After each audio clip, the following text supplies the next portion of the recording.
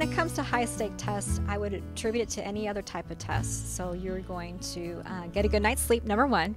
Make sure that you have eaten a really good breakfast. And what I would say by eating a good breakfast, it would be not having your Pop-Tarts in the morning or having that donut in the morning. You want to make sure that you are eating a very well-balanced diet that has high protein, maybe an egg, maybe a peanut butter and jelly sandwich, maybe a taquito.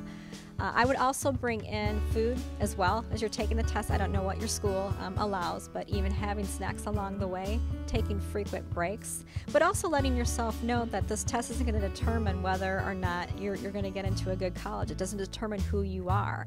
You do get an opportunity if you do not do well on the test, that you can take it again. You do have support for you. I think that's really a big thing to make sure that the test does not define who you are. And the fact that your teachers have prepared you for this test, and that you are in a supported environment, and just to make sure that you're going to do your best, make sure that you are reading all those questions, and make sure that the test is really between you and yourself and not anybody else. I would really recommend, again, getting a good night's sleep. Maybe they might want to go out and work out a little bit. Another good thing is maybe they want to read, do something completely different than what they would do on the test. Another great thing is to just go outside. When was the last time that they experienced nature, walking in bare feet on the grass, taking in the senses, appreciating the beautiful flowers and the foliage that's going on, or maybe even just those of you who have animals at home, petting your dog or taking your dog for a walk or petting your cat, or even just having a wonderful conversation with someone else will help them alleviate the stress that they're going to have as they go into taking that test.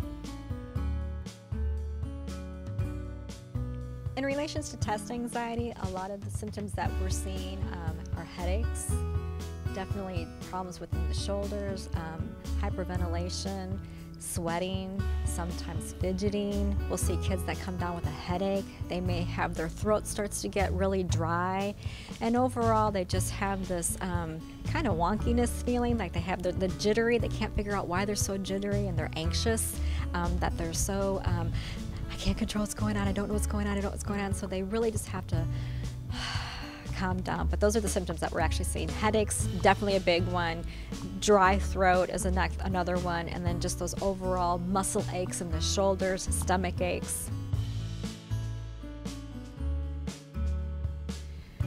When it comes to self-regulation, a great thing to do for students is just to simply breathe. I know that seems so easy. We hear it in our daily lives. But again, if a student can just put their hands in their lap, close their eyes, or if they just want to pretend, I don't want to have my eyes closed in front of my friends, look down at your shoes and then still go ahead and focus on something.